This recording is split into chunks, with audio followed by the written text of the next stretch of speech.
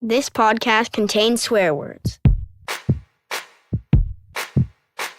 Hello, and welcome to the 50th, I know, really, episode of Talking Shit with Cheyenne. So excited to be doing a 50th episode. I don't know, we do about 10 or so episodes a year, it seems. Started before the pandemic. I just like to point that out because so many folks started their podcasts during the pandemic. Nothing wrong with that, of course. But we started about a year earlier. So pretty proud to still be here and interviewing such fascinating artists. And today, super special, we got an interview with Justine A. Chambers and Kate Franklin. All right, so as you probably know, or maybe you're a new listener, and if you are, welcome. Talking Shit with Cheyenne is a podcast about creativity, about not giving up, about finding ways to fuel your creativity and to do it in the healthiest way possible, because we are creative beings after all. I'm your host, Cheyenne Friedenberg, a choreographer, actor, dancer, writer, and educator living on the unceded stolen ancestral territories of the Musqueam, Tsleil-Waututh, and Squamish nations here on the west coast of Turtle Island.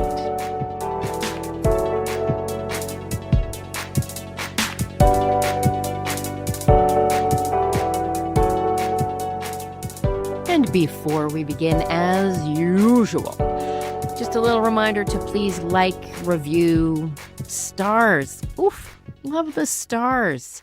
All those things. Tell a friend. Get them to the podcast. We just reached 5,000 listeners. So that's also a great big milestone, and really appreciate everyone who listens to the show.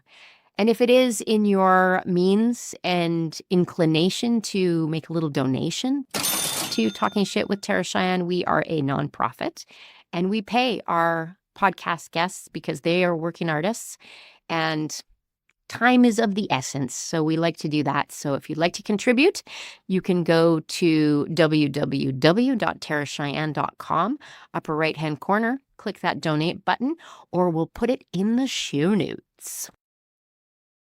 All right, so a little bit of a different episode with Justine and Kate. And if you're not familiar with these two artists, you can go back. I interview both of them numerous times throughout these past 50 episodes.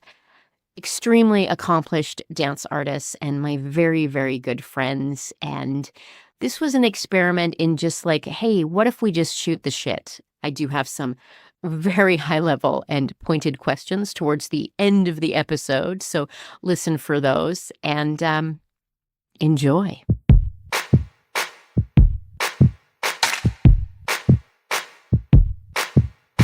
Yeah. All right. So you both have been on the show before, but because this is our 50th podcast episode, I know I feel pretty good. Amazing. Thank you. And I just have to say for the listeners that I started this before the pandemic. Okay, so everybody who started a podcast during the pandemic, this started like a full year before them. Any hoozles, we've got listeners in Europe, like Asia. I know. So happy they're here. Cool. All right. Here's what my proposal is that I have some questions. Mm-hmm. Okay. But at any time, any of us can jump in with questions. Yeah. Obviously, you can answer my questions or not. Yeah. And we'll just go from there. Yep. Does that sound good? Mm-hmm. Just a super free form, no objectives. My free form. I know. No, right? Oh my Off God. leash, No. man. Jesus. Off leash. What do they really think? We don't want it. No. No. We'll have no lives left. No. No. I'm pretty sure I'll be eating cat food if people really think I was thinking. Although, here's a question. This is happening to me because it's middle age and apparently it's all I talk about now. My filters have been just like waning, like the things I want to say. And now I'm like, I'm not even thinking you should not say that, Tara. I'm thinking I need to say that. Is anybody else feeling that sort of vibe? There's definitely certain spaces where I think that I'd always been a certain kind of guarded or aware, wouldn't dare. And now there are certain spaces, not all spaces, but there are definitely certain spaces where I'm like, oh, that just fell out of my face in front of people. Yeah.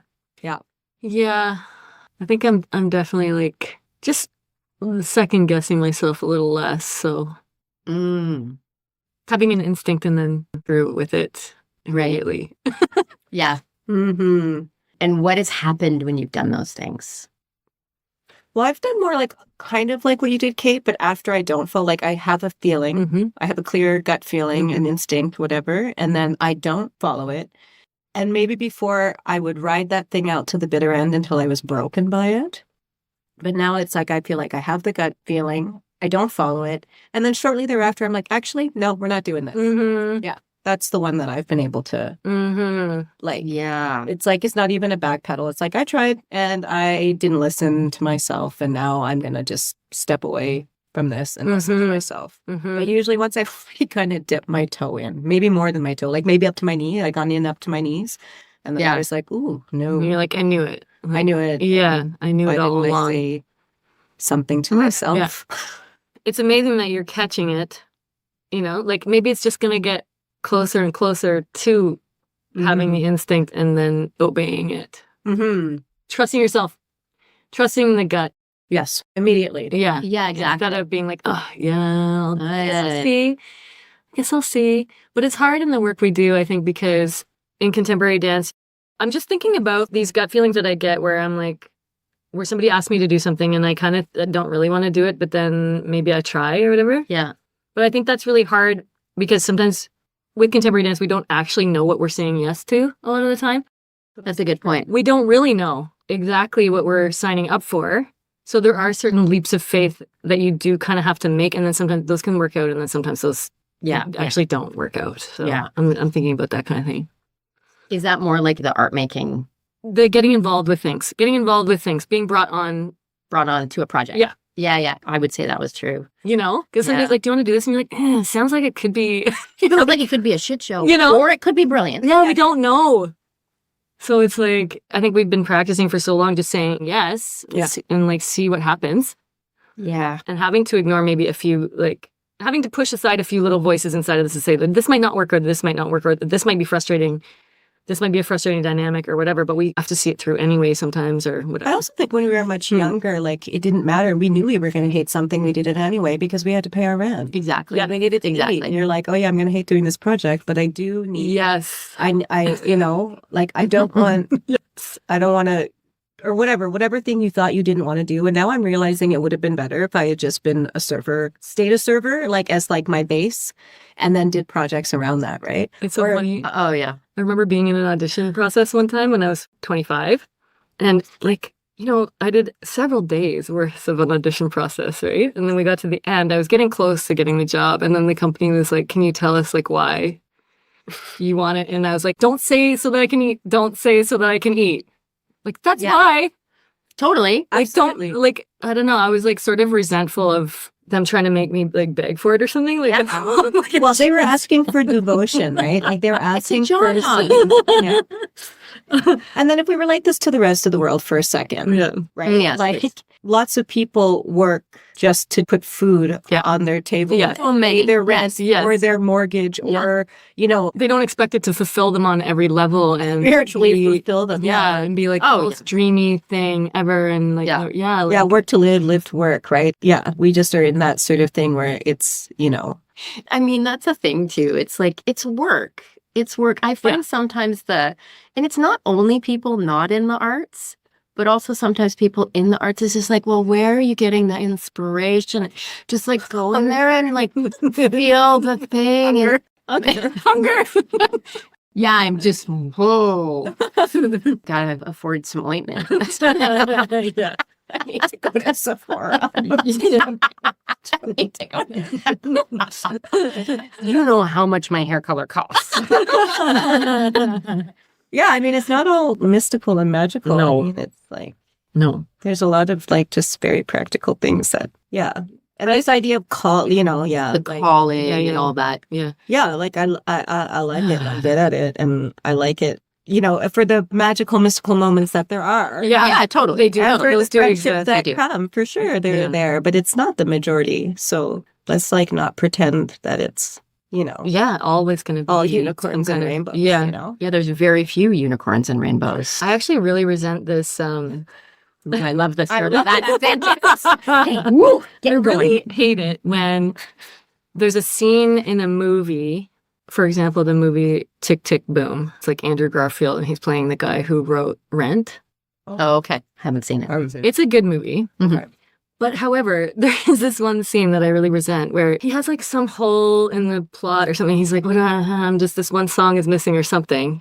And he goes swimming in the pool, and all of a sudden, Oh, God. he can see the notes underneath the pool, and the whole thing comes to him in a flash. And I hate those scenes yeah. because it makes people think that that's how it works. Yeah, that you just go for a dip. And then you just get a creative splash that like flies over you, and you have your song fully written and stuff. Or it's a montage. Yes. That's the other thing. Yes. You know, I have moments in the studio where it's just like, if this only was a montage, instead of me looking at Logging it out. Yeah. Walking around, being really tired. Yeah. Ow, ow, ow, ow, ow, ow. Yeah. I don't know. I really resent that. Yeah, I mean, I had this moment when we got to last week when we were working, and Maurizio, who I'm working with, we got up and we went, and we were in Montreal. It makes it weird. I don't live with Maurizio. Like, we were in an Airbnb. Okay, whatever you need us to do. Picked up the rental drums, brought them to the studio. These girls are evil. Brought them to the studio. Then I was like, we should eat lunch. And then I went and got us dumplings. We ate lunch, and he set up, and I warmed up, and he's like, okay. And I was like, let's try something, and started playing, and we did something. And the whole time I was like, what am I doing? What am I doing? And I was like, I'm just going to go to the bathroom. And then I went to the bathroom, and I was like, I was like, I don't know what I'm doing. But that's part of that grind, right? Like, it's not magical. Like, we figured, then Vanessa Kwan showed up, and then everything was better because I was like, no, I don't know what I'm doing. I'm not going to cry in the studio in front of Maurizio. But then it wasn't like, now I know. It was like, okay, set the space, like do these practical things. Yeah. Practical things. Yeah. Do these, but we're going to set up the space. We're going to do this. We're going to fill the space. You don't do well in a big open space. Let's clutter this, it's like, then it's just like, cool. then it's just like, it's really practical things that have to happen. And sure, there are moments where you're walking around and you're like, this thing now. It happens. But that's true. not all of it. Like, No. research is just like it sounds like. It's like you research. Yeah. Things to do. Yeah, you have to go back Things to in. do. People to talk to. Reading to be done. Materials to be dealt with. Like Email. You just have to make some stuff. And You heard it here first. you have to make some stuff, and you're like, I hate this, and you're like, what do I hate about it? Okay, I don't like this thing. Take that up. What could go there? Yeah. And then you're like, what is this stuff all adding up to? Yeah. Yeah. Get your friend in. Let them tell you. Exact. Thank you. Yeah. And then accept it. And then have to reject. It's like, Yeah. it's just like practical. It's not all like divine. We're not all Vivaldi thinking that things are entering our brains from God. Yeah. Those are mostly like old white guys. Cis white that think. Cis white males, right? The number of times I've been in a room with a cis white dude, and like, yeah, well, I did this myself. I just like really, it was just my like grit that like, oh, really. So No one. no one. There's no barista on the other end of that coffee. No. Just floating around. Reached up in the air, grabbing that coffee. Oof, my laundry's done. No one replying to your email. I raised myself Oh my God. with a pack of wolves. Who could speak English and teach it to me? Absolutely. It's a I had jungle book. It's a Duolingo with jungle the book. forest. Oh my God. Yeah. No lone wolves. No, there's No shortness of working. There's no lone wolves. No lone wolves. I'm reading this book. Everybody's heard this so many times. My kid has heard this so many times. I'm reading this book called Emotional Labor, and it's about Emotional labor. Have you read it? Live it, babe. Right. There's so many passages where I'm like, I should photograph that and send it to Justine. The Superwoman cape on all black women. I love that. I feel like everybody should read this. What's the Superwoman cape on all? Do you want to talk? No, you go. I have my interpretation of a lived experience, but I think I don't remember actually what it says. It's so good. Maybe I'll put it in the show notes. It's so good. It's talking about how Black women, like the superhero thing, so that they don't get any space. I could end the sentence there. Yep. To feel the emotional, they're doing the emotional labor, and then they have to be really strong and be the hero for everyone. Oh. And do you know what I mean? And I just like, So no crumbling, no.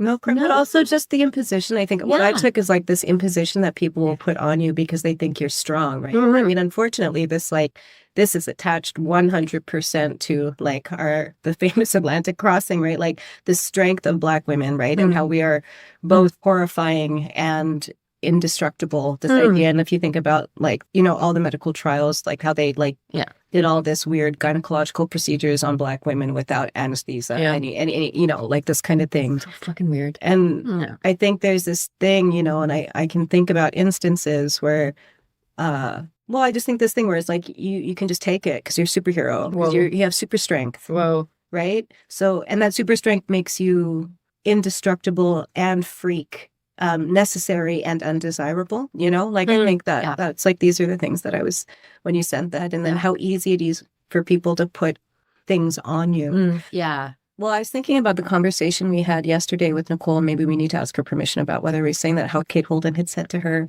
when people ask you for things, you don't have to say yes. Was that what she said?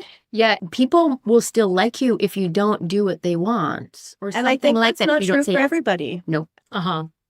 And I think the reason her response was like, they will. And my response is like, they will. Is maybe because that has not proven to be true. Yeah.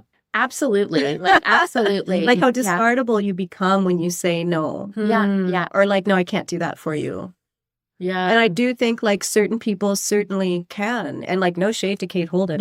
I'm sure that works out super well for her. And maybe has worked out super well for her. But I don't know that would have worked for me. I don't know that I could have said no to a bunch of things and still have what I have and do what I do. And certainly now in this moment of time, probably I cannot do that. I'm just so hardwired, you know, but I think that's my work. That's nobody else's work but mine. But I don't think when I was 20 and 30 and I don't think I would really have what I've accumulated or what I've worked for or what I've earned or what I deserve had I said no. Yeah, interesting. Yeah, I feel like, you know, from like white lady, and I am the only person who can use the word lady, just saying that. Don't like being called lady. It's a terrible word. It is a terrible word. Oh, Freudian dress. I mean, slip. I mean, I think about the things I said no to when I was in my 20s. They fucked me over. I paid for it. Yeah, I think you all would still like me if I say no, but that's because I'd be very proud of you. Kate does give me applause when I say no to things. Me too. In fact, I brag about my nose to Kate. Yeah, no, it's really impressive. But that's because when Kate you can do it. knows me and loves me and has seen me done in by my yeses, right? And most people who ask for things haven't seen me done in by my yeses because I don't let anybody see me done in by my yeses. And that goes back to the thing that we were talking about. How many fucks do you show the fucks you give or not? Yeah. Right. That's emotional labor. That's emotional labor. Like hiding absolutely the cost of things to you. Absolutely. Yeah. Oh, it's so layered, and both reading about it is like both validating and also enraging because it's just like, oh my God, we are, you know, a lot of us more than, but there's just so much. I mean, if female identifying, non-binary, queer, people of color, so that all this quote unquote real work can be done.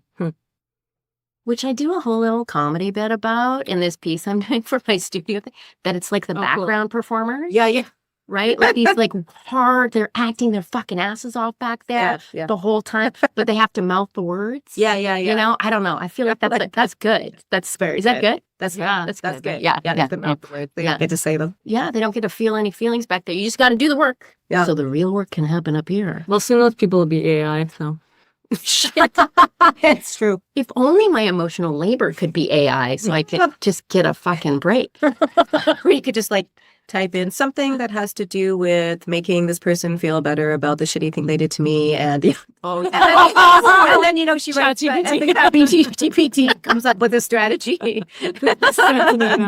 ChatGPT comes up with a strategy, tells them where they left their blah, blah, blah, listens to their blah, blah, blah, tells them that it's okay. It's not good. Oh, it's fine. You know what? It's no big deal. It's no big deal. I mean, it just, you know, it kind of, you know, there's a little bit of blood, but it's fine. story. Oof, that turned a bad corner. I mean, is it a bad corner though? Is it though, or is it a corner that we need to not use the emotional labor to suppress? Yeah, or just like it's a corner.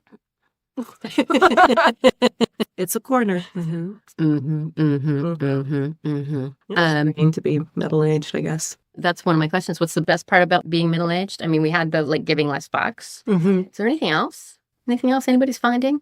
I mean, Kate, you're just on the edge. You're just edging up. Totally middle-aged. I'm trying to do some emotional labor. Isn't 40s? No, emotional labor. Isn't 40s middle-aged? I guess it depends how long you live. Yeah, I mean, here's If you the live to thing. 120, then you are definitely not middle-aged. No. That's right. I mean, Is 50 middle-aged now? I guess my brain, like 35 is middle-aged because when I was a child, maybe more people were dying in their 70s. I don't know. yeah, 60s and 70s was like, what? That's over. So, yeah, that's what I thought, like late 30s. And now I'm like, I'm middle-aged, I'm 51. How long do I think I'm really going to live? I mean, Maybe longer than ever. Hopefully, that's the plan. I mean, I think that's what's happening. The best thing about being the age that I'm at is that I'm not as broke as I was when I was in my 20s. Oh, period. Big deal. That's it. That's the one. That's the big. It makes everything else, like from there, spreads forth all the other good things about being this age. Because you have a living income. Yeah. Wage income. Yeah. It's changed my life. Yeah. Yeah. Yeah. That is a big deal. It is a big deal. It's a really big deal. I mean, I think that definitely like financial security, relative financial security, which very soon I'm going to have way more financial security than maybe ever. And I think that the relief of not doing calculations every time you buy something Oh, yeah. is very like, and then you also just know, like, you can go do things and it's not like, can I do this? Should I do this? Yeah. What am I like sacrificing, or what peril am I putting myself in by doing one thing or another? Like not doing those sort of constant calculations. I think that is a nice thing, an excellent thing about being middle-aged, not being, completely poverty stricken. What else? I mean, I think for me in my middle age, I've been able to like step into a certain kind of like, feels like so hippie to say this, but like a certain kind of power. In my dancing life, my art life. Like, I feel like I don't really, I don't like doubt, like maybe I did 10 years ago. Yeah. I feel like much more like, and maybe also I don't feel like the stakes are so high. It's like, now I'm like, okay, you can make some good ones, make some bad ones. And like, that is part of working. So like, I think there's that is a good thing. I mean, for me, middle age came with motherhood, or like what I think middle age, like I turned 40 in the first 3 months of Max's life. So I think that that's like one of the best, most humbling, most difficult, most glorious things that came with middle age, being a mom. Do you know what Max said to me? Besides like telling me I'm cringe every day. Oh, honey. And they say wonderful things. Don't they say wonderful things? Cringe, yeah. But I'm so cringe. I went to his school for, like, in general, people ask me to do things for Black History Month. I kind of don't want to, or Black Futures Month, depending on how they're spinning it for themselves. Because it becomes tiring and I don't know who it's benefiting. But at Max's school, when I asked them about what they're doing for Black History Month, it was like a lot of damage narrative centered. Right? And I was like, okay, how do we bring something else to that table? So I went to go do a presentation. We were talking about like Black art and those as like freedom strategies and, Virgil Abloh and Beyonce and like whatever. Yeah. Like Ta-Nehisi Coates. Like we went through art. I taught them the electric slide. It was super, super fun. Cool. I was having super fun. And Max was too. When we left, he was like, Mom, I am so proud of you. And I was just like beaming from within. I was like, and he's like, and also very embarrassed. Wow. So proud, beaming from within, and also very embarrassed. Yeah, that's what he said, and also very embarrassed. I'm so proud of you, and also very embarrassed. Oh my God, that's so funny. I embarrassed him. Yeah, that's cute. Oh, that's so good. But like, this is the humility. Like, I think also with middle age, I can accept humility without being humiliated. Oh yeah, And that's like a beautiful thing. That's a good, like, you're like, oh, yeah. That's a nice way to put that. Yeah. Yeah, it's very good. You're like, oh, okay, fair enough. Yeah. Yeah. Take that. Instead of being like, oh my God. Yeah.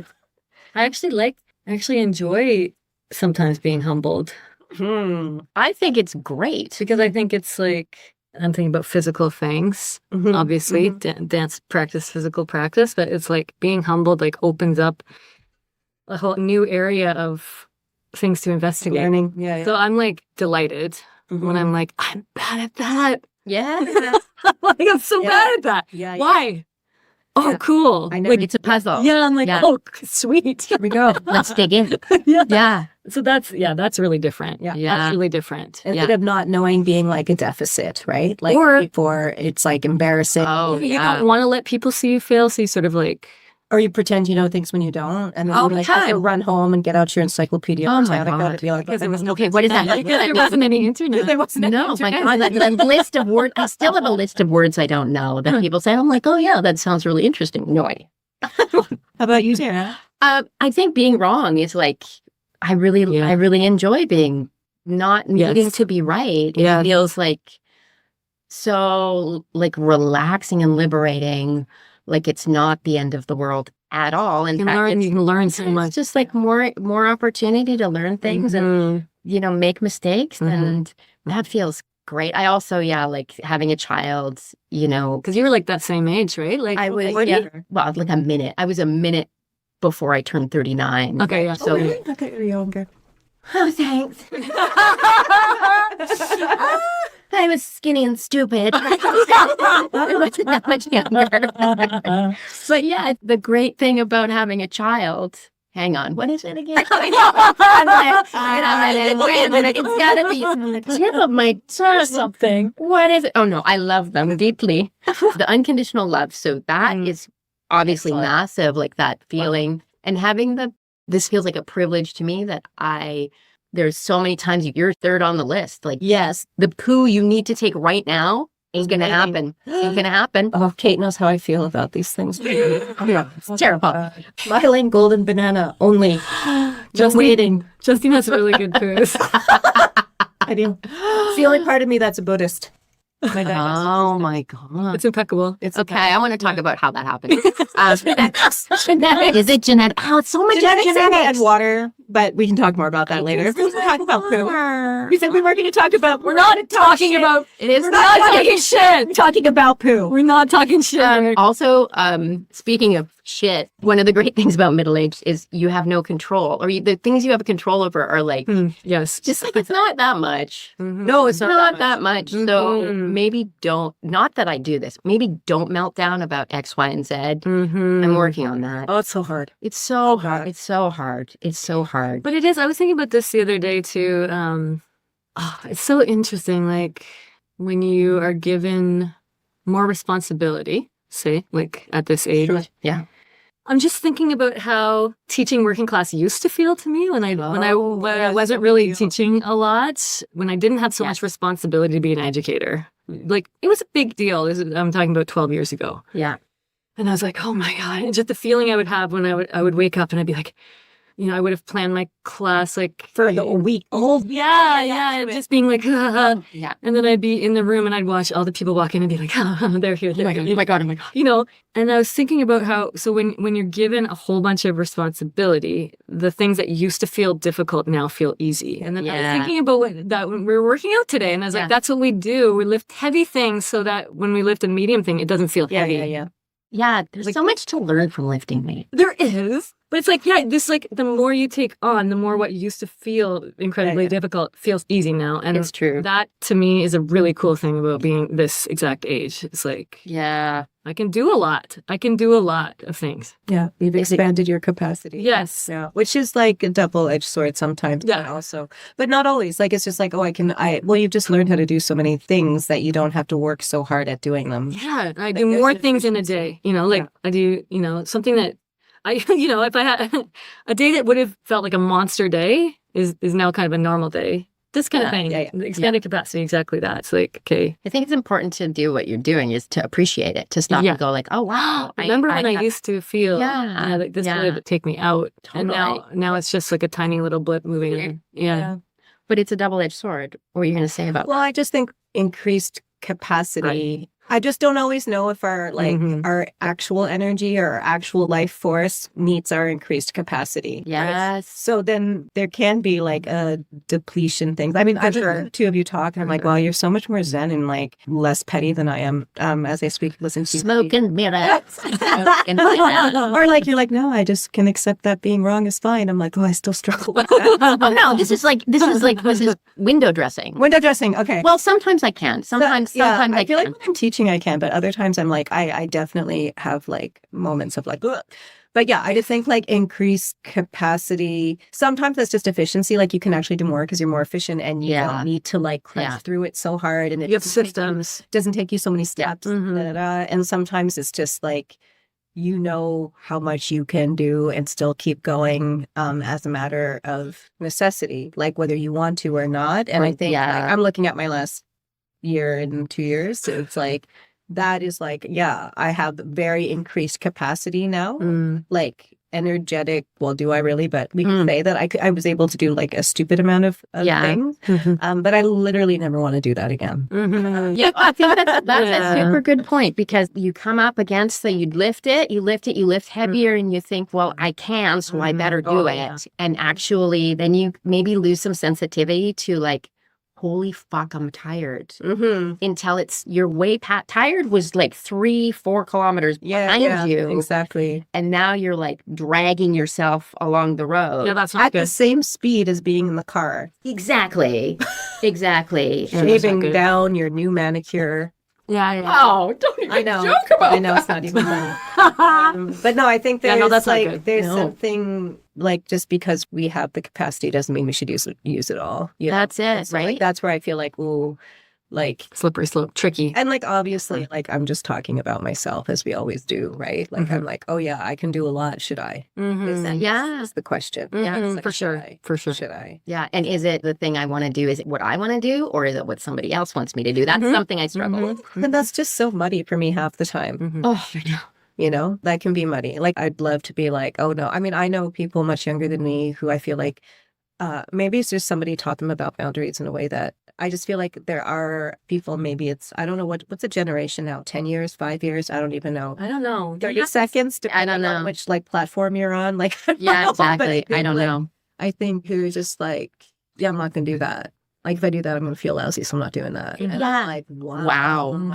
Really? Can you teach me that? No, it's good. It's very real. interesting, eh? Like, this is really coming back to the first thing we were talking about. But like, I think I went to ballet school in the 90s, and I was taught for real in these very words that you're replaceable. Yep. Yeah. Oh, yeah. Yeah. You're replaceable. Totally.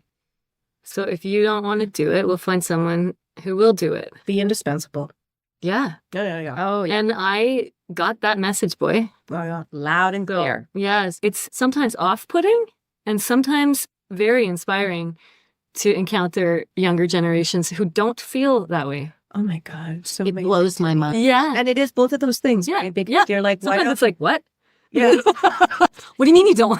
What? Huh? I don't feel like I need that right now. I'm like, What? how did you, who taught you that? Yeah. But then I'm like, I know. I want to meet your parents. but then it's really interesting. It happened recently, and somebody told me like, I want to do this instead. And it wasn't a choice that I would have personally made in a dance career. Yeah. As a young person. But the honesty, though. Isn't that the revolution, though? The honesty. Right? The honesty. I'm like, now I know where you're at. Yeah. Now I know where you're Exactly. You're not trying to hide it from me. You didn't lie. at. Yeah. And now I know I know something about your priorities in this moment. And now we can have a real conversation about it. And I was like, man, that's cool. I think so too. That's cool.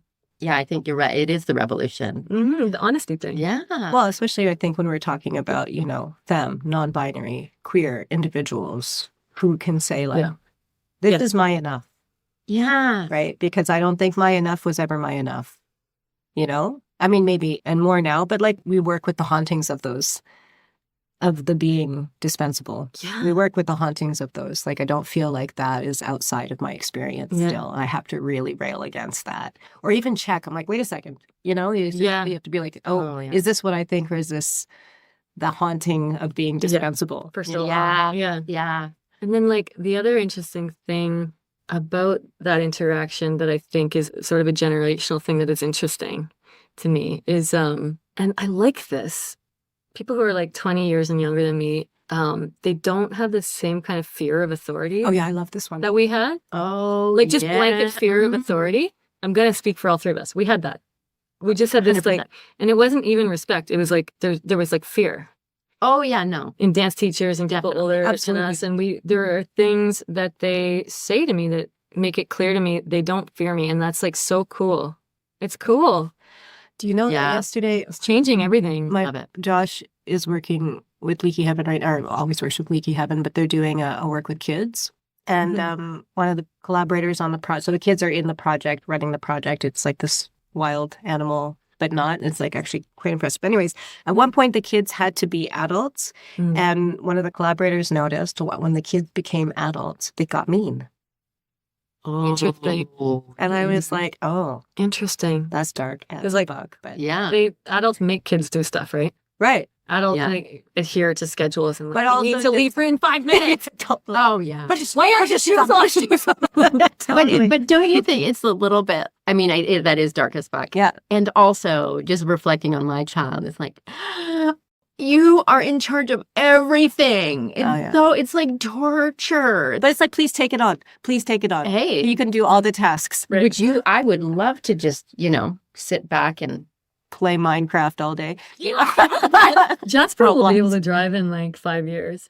Jasper is cooking. This week, all of a sudden, Jasper was like, you know what? I'd like to cook. There you go. Sunday night, spaghetti carbonara. Oh. What? Monday, sliders. What? Last night, fettuccine alfredo. Oh my God, Tara. I know. my And I mean, A new phase of your I life was is the beginning. assistant. Yeah. I just Okay. but they Sous were chef. doing it. They were Wow. doing it. I'm like super excited. That's so Super Wow. That's so- I hate cooking. Yeah. And I'm not very good at it. Oh, that's not true.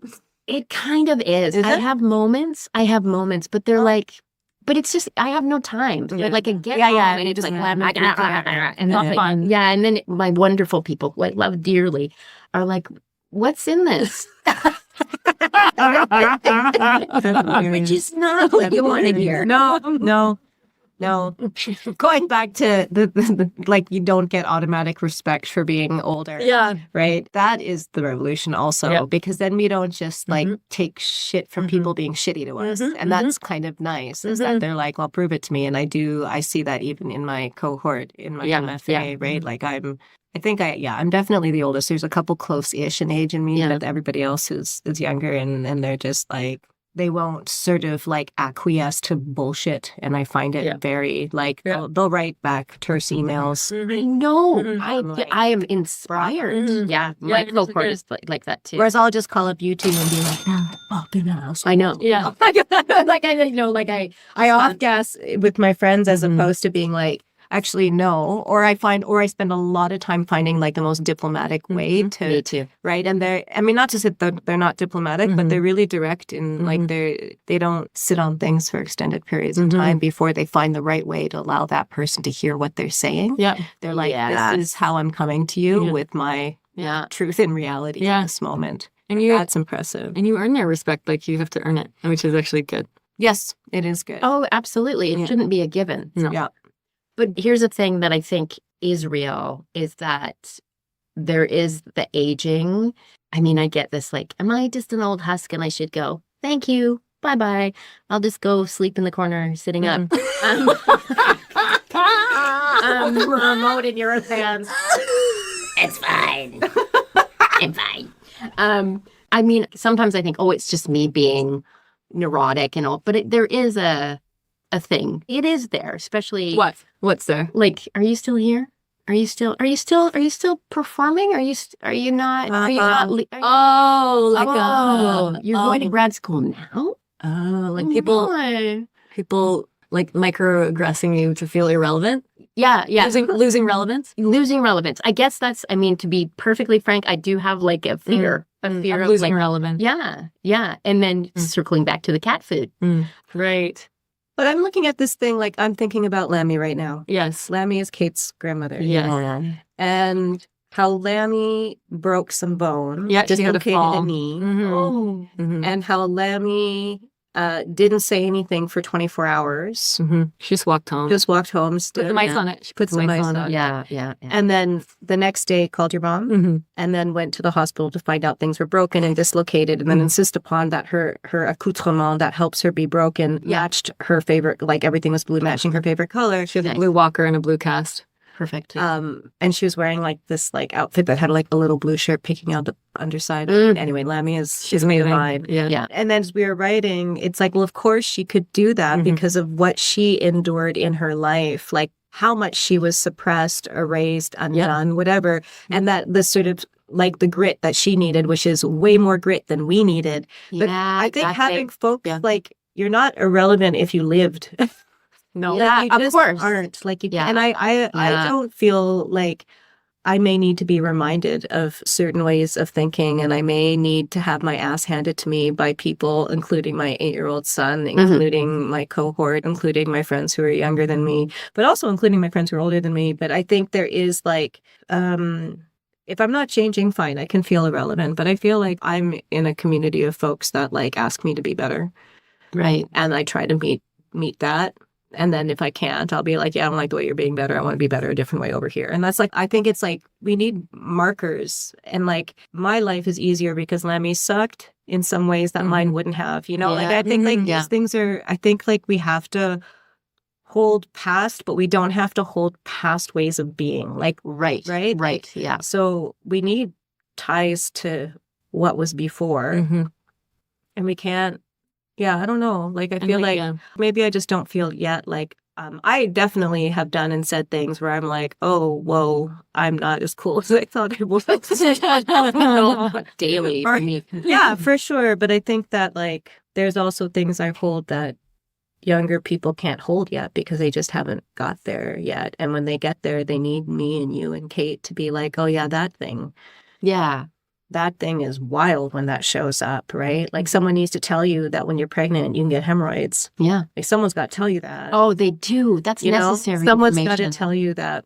You know what I mean? And like, I think someone's got to be there when you're going through something. You know, I feel like I've had those people too. It's like I literally called I don't want to talk about hemorrhoids. That's like, so am I about to say something? Well, we've already talked about poo. Oh, we have. So, but it was my poo and not my hemorrhoids. Oh, Lord. You know? But I think like there's this thing where it's, I don't know, like I feel like we want to sort of always be holding past in the future, like in the present, imagining ourselves, imagining the future we want, we need. Like, I think we have to like time travel all the time. Everyone over 40 gets disappeared because they're not cool anymore. They're not relevant. Like, how horrible. We're going to be missing a lot of I mean, I even think about like going through perimenopause because I talk about emotional labor. I talk about perimenopause.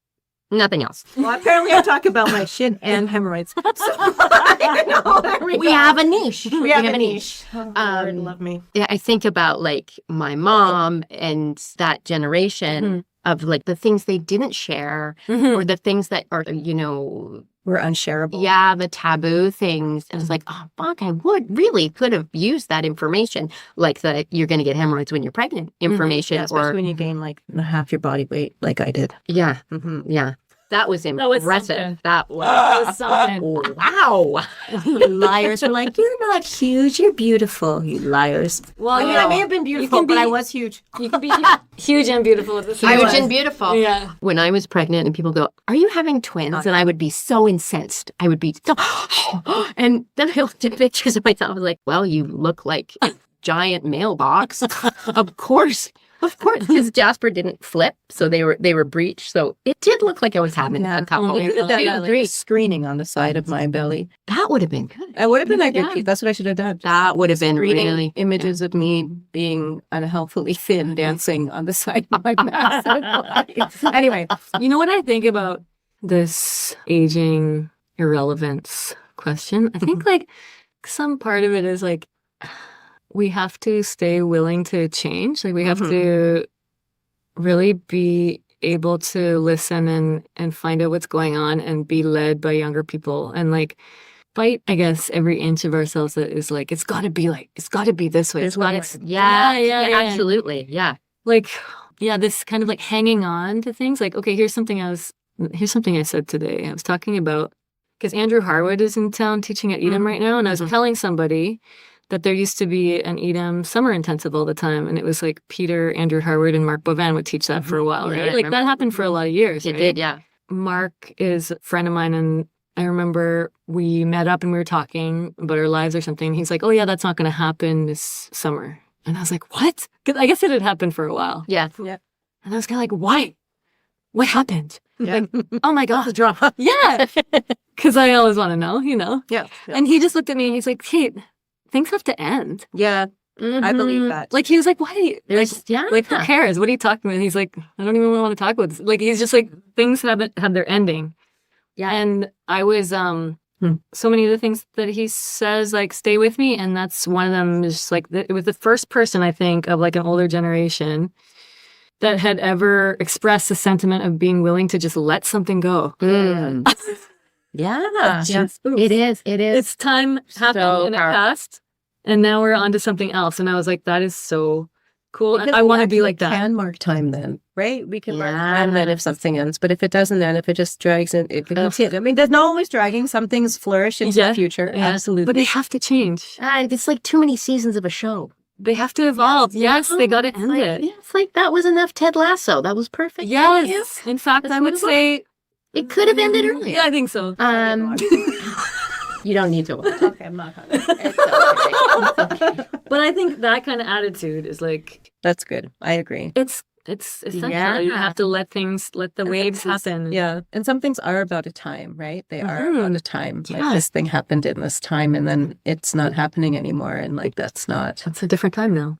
yeah, it's a different time. So you open your eyes and you go, what is this time about? What's interesting about this time? Yeah. How can I Mm-hmm. be involved in this time now? I mean, it's that. The circle of life. But it's also like, when are you going to be the underbelly? When are you going to be like, it's also like, when are you, Mhm. where are you going to place yourself inside of Mhm. that thing? And I think Yeah. there's this sort of Yeah. idea that as you get older and more experienced, you should just be rising to the top. But sometimes that's not the place you need to Mhm. be inside of a certain Mm-hmm. movement of activity, or, you know, maybe you do need to be hanging out like down with the lobsters and the crab. You know what I mean? Yeah. Like you don't need to be the thing up on top. And I think that sort of upward, forward, vertical trajectory is just like it's just not how things roll. In fact, I think it's capitalism. yeah, for sure. You know, that just like that growth, which it actually doesn't. Matt Hearn has this nice. I was some talk that he was at. It was in this building, but before I was working in this building. Mm-hmm. Yeah, just saying like, what if we don't grow all the time? You know, Yeah. things don't grow all the time, and I think Mhm. what it's like. Yeah.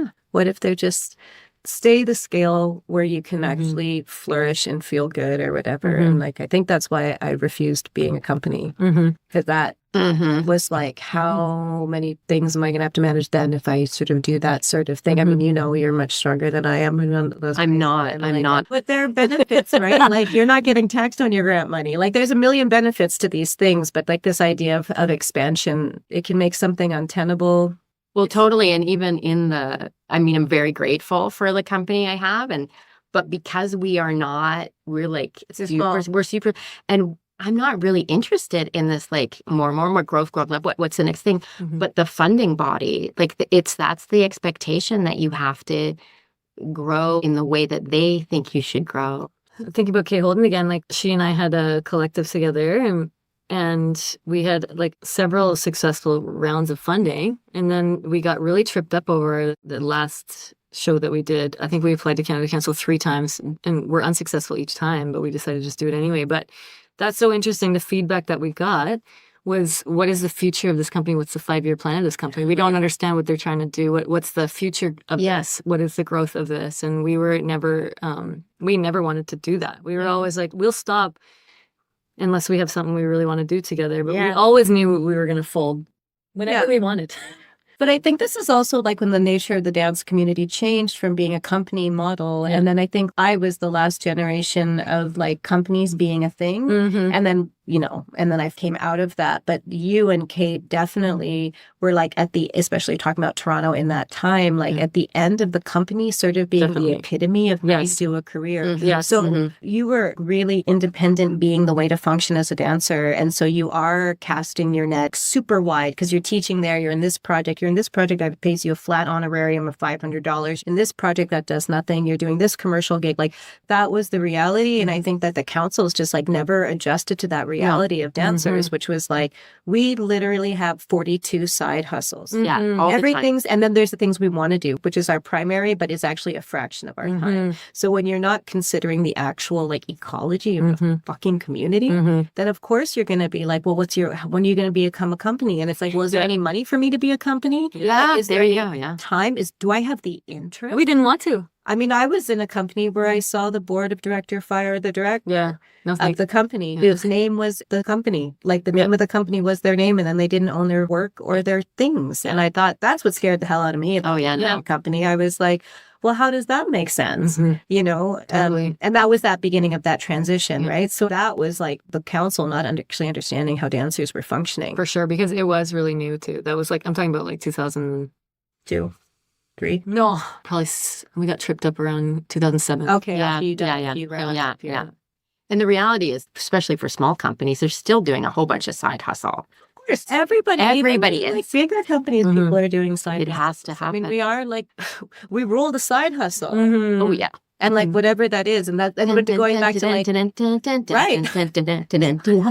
I'm really old. But I think that is kind of the nature of what we do, is that it's kind of like it's like dandelion. It's like you have this little dandelion that is like, I am a dance artist, and then you walk into a room or a gust of wind and it spreads in 18,000. And this is how we function, like in this really like, you're over here, you're over there. And like I think that maybe that's never been like properly acknowledged inside of a lot of different things. And a lot of different things, because there is like, you go into some rooms and like, that should be your priority. And I'm like, but how can it be my priority? I have a million priorities. I have a million priorities, right? I remember begging the DTRC to let me do my yoga teacher training soon. Like they had sort of a minimum amount of years that you had to like be an independent dancer before you could access that kind of thing. And it felt too long to me. I remember trying to explain that I'm really serious about this. Like, I'm really serious about this as a career. I'll prove, like, I mean, you're going to see it. I will prove it. I'll still be in here in 20 years. I need support for a side hustle right now. Right now. I'm dying. I'm dying, babysitting children, walking dogs. Like, please. Like, it was maybe 5 years, but it felt like an eternity. I'm like, I need your help now. I can't, like, whatever you're imagining of like putting in your time as a dance artist and then getting a side hustle is not real. But also imagine like what time you've already put in to train. Exactly. Like so sort of that. I mean, when people do, right, I've been dancing since I was 3 years old. It's like, you've been taking dance classes since you were 3 years old. I don't know if you've been dancing, but there's a certain moment. I mean, we're all always dancing.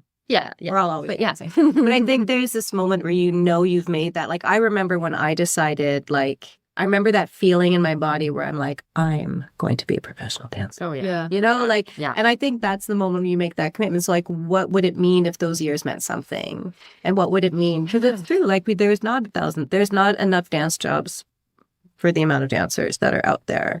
No, and what are they thinking of as a dance job? A company. Because I got 14. I have 14 of them. So archaic. But I'm not doing 9 to 5 anywhere. And I don't think maybe that's so much the case now. But I think for sure in the late 90s, early 2000s, certainly was. Like, you get into a company or you failed. Totally. Oh, yeah, that was the only route. Like, you suck. Obviously, you suck because you didn't get into a company. That was the feeling. Absolutely. Yeah. And then it was like, I don't know. And then there was like this interesting thing that happened in Toronto where the more interesting work started happening outside in the non-company. It was like, oh, wait a second. I mean, that's precisely why I left a company. Because I was like, what are they doing over there? Yeah. And you're like, you're not fulfilling one vision. All these other things that started to be like, I mean, I was in a company where we were all like 5'3" to 5'6", 90 to 105 pounds with long brown hair and cheekbones. Wow. All of us, women, the men were very diverse, but the women, we were all like that. So talk about dispensable. Like even if it's not said, it's built in. We had this joke that was not a joke. It was what would happen. But you'd come out, and we wore masks a lot.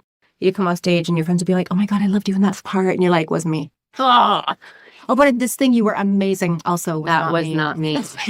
Oh, yeah. Well, when I was in ballet school, it was 5'4". I can't remember the weight, but I remember hitting 5'4" and thinking, okay, I better stop here so that I can be the right size for the corps de ballet. And then I think probably 3 or 4 years after my mother rescued me from ballet school, they got the tall dancers.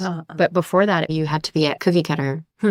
Yeah. I don't need that anymore. No. Well, human beings are not like that. No. And human beings dance. And I think that's what the independent community offered, and maybe still offers, is like a plurality of dancing, you know? And like, that is important. Yeah. To see yourself in dance. That's it. Is very important. That's it. Right? Yeah. I was talking to, when I was in Montreal, I ran into Paxton Ricketts, which was so delightful because he was one of my favorite weirdo students. And he was talking about a choreographer coming to work on the company that he's with. And he wanted the dancers to be in a certain formation really close together, but they're used to working with dancers who are all the exact same size. Oh. And then this company he's in, there's like really, really tall people, really short people, like everything. So they had to like spread the shape out so that somebody didn't get like punched in the face, basically. How disappointing that was for that choreographer. Right. Because there's like, I mean, and we're talking about a company where the shapes and sizes are about verticality only, not about horizontal. Okay. Yeah. But still, even that, I was like, oh, that's really funny that would disappoint somebody. Yeah. Not funny. It's like, yes, dancing. Yes, I know how you do that. I know how you do that. It's weird. Or like these structures of dancing that are like, you know, Yeah. money-based, big money, big touring. Design. It has to look the way I want to instead of Like working you with don't matter. humans. Like you don't matter as a human. The Yeah. images are more important than the humans. And this is a depressing conversation. Oh, we got to talk about TV or something. Yeah. Okay. What else we got? Okay. Here's one. How do you feel about the word panties? Oh, no. Right? I don't feel good about panties. It's a bad word. I don't use that word. No. I never. I had this, and it's my first question. It's the most important question. Yeah, The future of dance, the importance of. What is is it- about the word is it- panties? But is it misogynist that we don't like it? I think. Is it? No, I don't think it's shit. Because I heard Internal somebody misogyny. talk about the fact that we don't like the word moist because it's because of misogyny, kind of. I like Well, the word moist. Misogyny has ruined a lot of things. Moist in the right context obviously is good. If you're talking about my crotch, I don't know. Like that's, you know, I don't Once know. you're experiencing perimenopause, as much moist as you can possibly handle is right. Much too soon. Why don't we like that word? Why don't we like that? I think what it does to me, and it could be the fault of misogyny, so many things are, but it's like, it's your panties. It's so like dismissive and little, and it sounds like they're like lacy and uncomfortable, and you should wear these panties. So I attached the word not to that old lady you're talking about right there who just showed up in the room. but like men saying it. Oh, that is And the that worst. makes me feel unwell inside my body. It feels like a violation. Like I don't hear women saying panties in my head when you say panties. I hear like men saying panties in my head when you say panties. Oh, that's and I don't feel good. That's. I think I was avoiding that feeling. I think I was because now I feel like retching. If a man, well, I was in this rehearsal room with a fantastic playwright who I really like, and he put the word panties in his play, and I know what you're talking about. and I it was heard that too. and it was a female character. Yes, it's a female saying the word panties. I hated that. Oh, and we all, I had to stop the rehearsal. I was like, listen, I really like this play. There's a lot of great things, but you gotta get that out of there. And he was like, well, what are they called? It's their underwear. Underwear, just like for everybody. Just Drawers. Gosh, if you're from Alberta. Anything. Yeah. No, okay. So funny. Yeah, I'm glad you sorted I like that it out. makes my spine hurt a little bit. Like Yeah. I feel like I need to do an upper back bend. Like I'm like, oh God, don't Yeah. say that. It's weird, you guys. It's weird though. Yeah, there's probably. But I like it. Feels predatory to me that way. Me too. Yeah, it does. It does. It feels Like it's wrong. attached to like, I don't know, something. Yeah. Dirty underwear and vending machines. I don't know. Like, just, I don't know. I don't feel good. Yeah, I don't feel good. and it's like the 70s, and there was that like black panties with an angel face, that somehow horrible 70s song. I remember being my dad's giant Ozempic, hearing that song on the radio. I'm so old. Yeah, there was a song. It was some song on the radio. It's with Angel? Yes, like it was like this description: black panties with an angel face, like Oh, black. she wore black panties. Yeah. Oh, And she then was there's like whoa, sexy devil, angel devil, because we all have to be Madonna or But the whore. Madonna whore. Yeah. Madonna whore. Oh, that's great. That's a great job description. That's so many skills in those regards. Hang on, let me find my resume. Here's my horror page, and here's my virgin page. Thanks. Okay, all right. I need to respect your time, even though I'd like to just keep asking you questions. We could do a lightning round. Yeah, we can do Okay, lightning. best dance movie ever, in your opinion?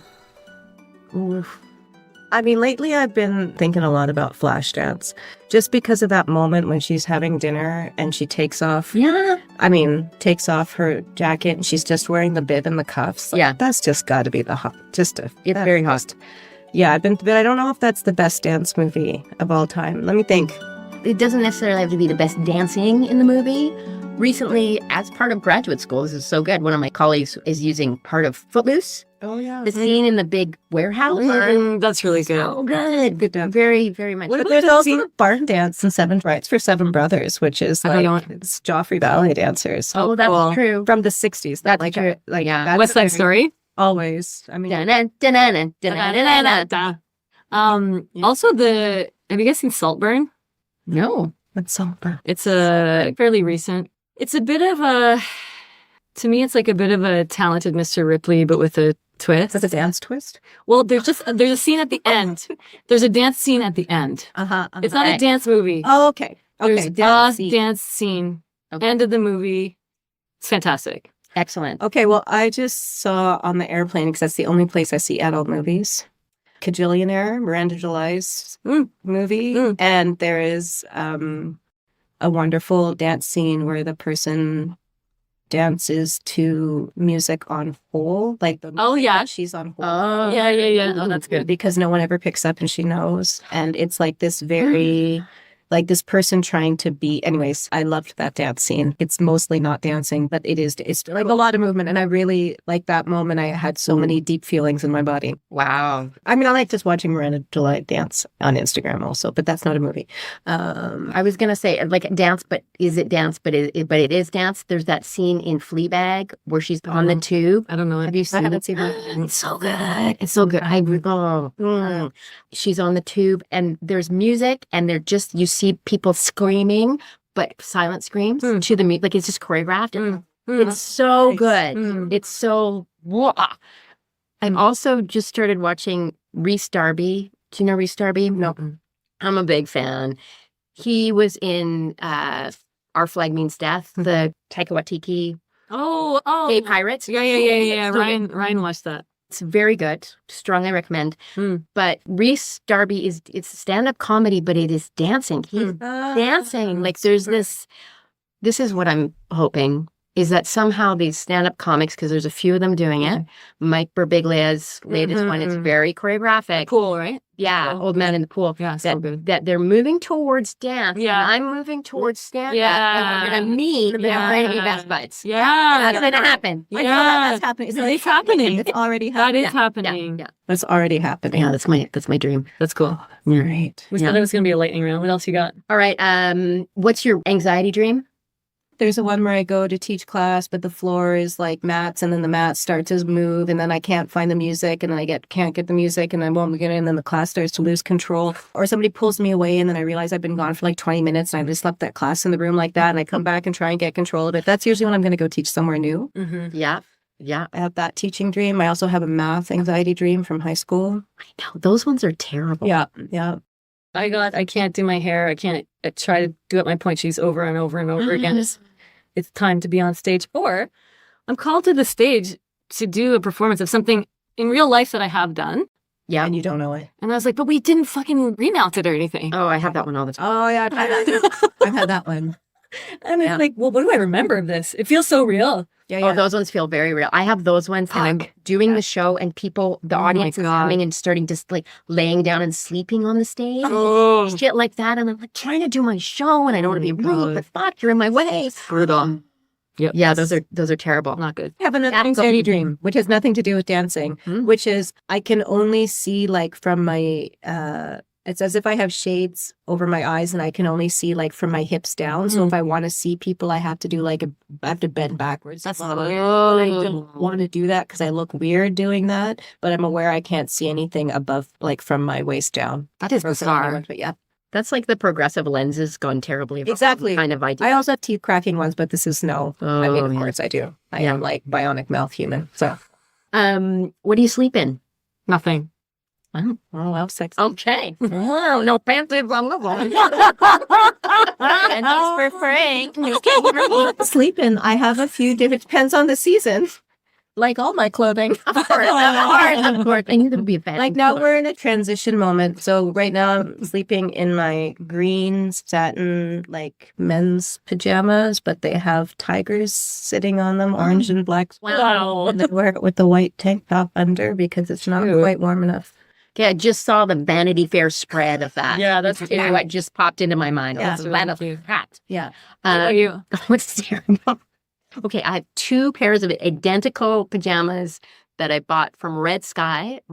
Shop Red Sky. I love Red Sky. Go Red Sky. And they are orange tartan flannel pajamas with like the worst white t-shirt that's not white anymore that should go. But there's this, the it's like the night- period underwear of t-shirts. Yeah, it is. It is. It is. It really is. And I have these beautiful purple silk pajamas that my mother made me. Oh. I should be wearing those, but because they're silk and I'm just a hot, sweaty mess all the time, it just feels like Alice, can you make me a pair of those pajamas, please? They're horrible. It's like I can't do that to the pajamas. I feel like I'm offending the pajamas. Wait till you're done with the night sweats. Yeah. And then you can wear them when you're all dried out. Perimenopause. It can last 2 to 15 years. Great, I'll schedule that in. All right, penultimate question. I'm trying to work the word penultimate into my life a bit more. It's easy at the gym. Yeah, I bet. Yeah, This is the penultimate round of rowing. But there was the penultimate. Yeah, it gets really meta. Yeah, it's pretty great. What are you watching on TV right now? Holy fuck. I just finished, well, you know my obsession with documentaries about cults. Yeah. So I just finished Escaping Twin Flames. Okay. Jesus fucking. Oh, Whoa. so sophisticated. No, it's not. No. No, it's trashy. It's like, trash? yeah. That makes me feel better. It's horrifying trash. I love this shit about cults. So that's me. You should listen to Scamfluencers. Oh, I love that stuff. On podcast. Love Oh, I Scamfluencers love on all that. podcast. I love I like listening to them. people being sometimes. defrauded. Yeah. I love Yeah, Scamfluencers is good. Okay. I just finished a nice thing called One Day, which my friend Matthew told me about, which has just 13 episodes, 14 episodes. Charming love story, also devastating. But literally, what am I watching right now? I'm watching Project Runway All Stars reruns because I am Working hard. working hard and I just need to shut. No, and I just love it. I just love it. I'm not being going to pretend I'm just doing it because I'm off. No, I love it. I love it. And also because Max started loving Project Runway with me. So I love watching Project Runway with my kid. And then we sew while we watch it. Oh my God, that's gorgeous. Yeah. That's love good. that. And then, but now he's realized that when I say he has to get off the screen, then he'll come over 5 minutes later and be like, "You want to watch some Project Runway?" I'm like, "I don't think you want to watch Project Runway. I think you just are addicted to. It's just like you're a junkie." Yeah. Give me the screen. Give me the screen. So I've had to start saying no.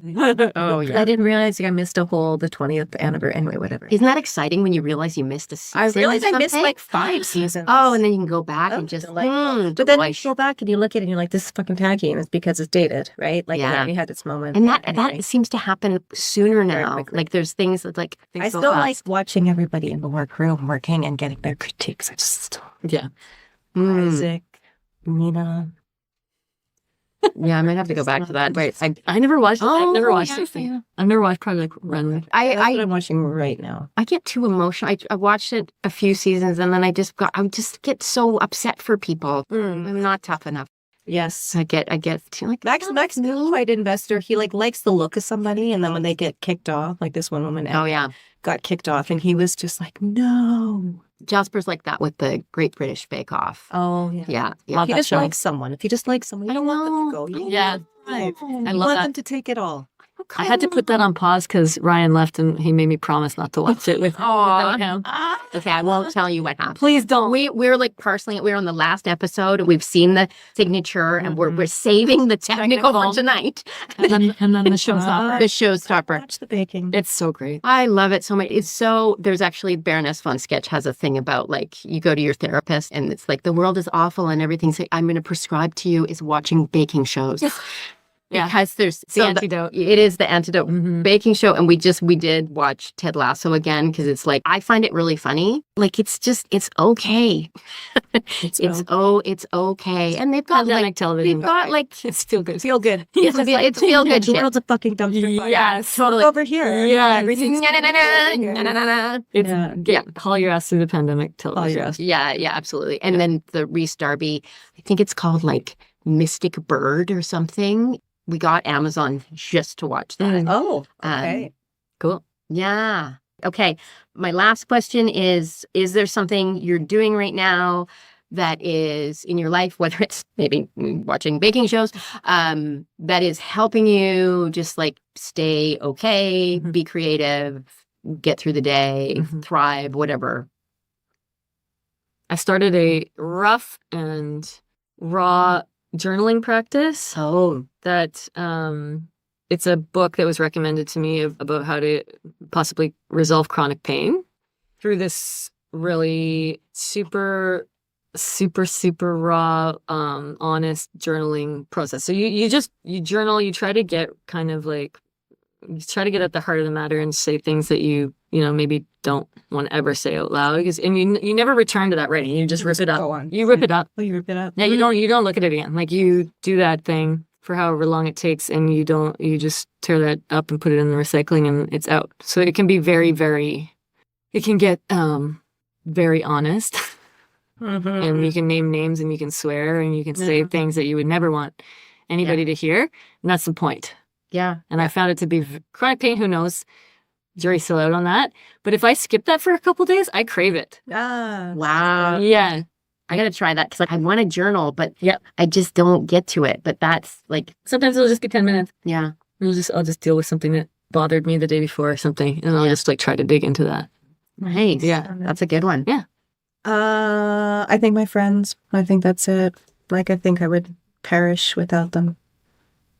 Definitely. Yeah. Yeah, I 100% agree. I feel like, like I have to make sure that I text, that I call, because if I don't, it's kind of, I think too, like culturally, the romantic relationships, there's so much weight on that, but actually it's like our friendships that it's the coven that keeps us alive. For sure. Yeah. Yeah. I think it's in a Kurt Vonnegut Jr. book where he's like, when two people are fighting, when a couple is fighting with each other, what they're really saying is, you're not enough people for me. Yeah. I remember that's from Cat's Cradle, right? Is it? I don't know. It's from something. You're depending on them for too much. For everything. I actually remember like Ryan not being excited about some Britney Spears song or something. And I was I love you, Kate. I was really mad at him for a second. And I was like, wait a sec. I got a bunch more friends that will like love this with me. Yeah. That'll be so excited. Like, sorry. Whoa, that's not your job. That's clearly not his job. Although I just like got the image of Ryan in the gym, really enjoying a Britney Spears song. Well, he's come a long way. Yeah. He's come a long way. He graduated beyond just hot boyfriend. Yes. Yes. Congratulations. Sorry, honey. Ryan. You know that I think more of you than that. He loves it when you say that. Absolutely. Well, who doesn't want to be a hot boyfriend? I would love I to want to be a hot I want to be a hot boyfriend. 100%. And you don't wear panties for that. or do you? pajamas. Or do you? Or do you? Oh. Okay. All right. He's finished there. My beautiful friends, that was amazing.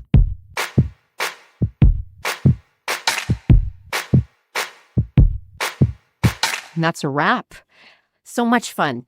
God, we could just, and we turned off the recording. I'll just tell you this. And we just kept going for another 45 minutes. It's such a gift, to talk to people that you love. And I think in these crazy times and, the internets and all that jazz, and I'm just going to look at Instagram for an hour, we forget how inspirational and energizing and important it is to just talk to each other. So I don't know, maybe you want to give a friend a call, phone them on the phone, like it's 1987. All right. Thank you so much for listening. Thank you so much, Kate and Justine, for sitting down with me yet again to talk shit. And good shit. Good shit was talked. Please get in touch with us. We are on Instagram. Instagram. Tara Cheyenne TCP is our handle. Facebook, Tara Cheyenne Performance. Email. I do love an email. It seems so kind of folksy. info@taracheyenne.com. Talking Shit with Tara Cheyenne is a project of Tara Cheyenne Performance, and it's produced, edited with original music by the Mark Stewart. MarkStewartMusic.com. And before I sign off, I just want to remind everybody to keep making shit up, take care of yourselves, be creative. And the quotation I'm going to leave you with is a quotation that Kate actually sent me on the old Instagram. It's from David Bowie. Oh, David, of blessed memory. Aging is an extraordinary process whereby you become the person you always should have been. Be well.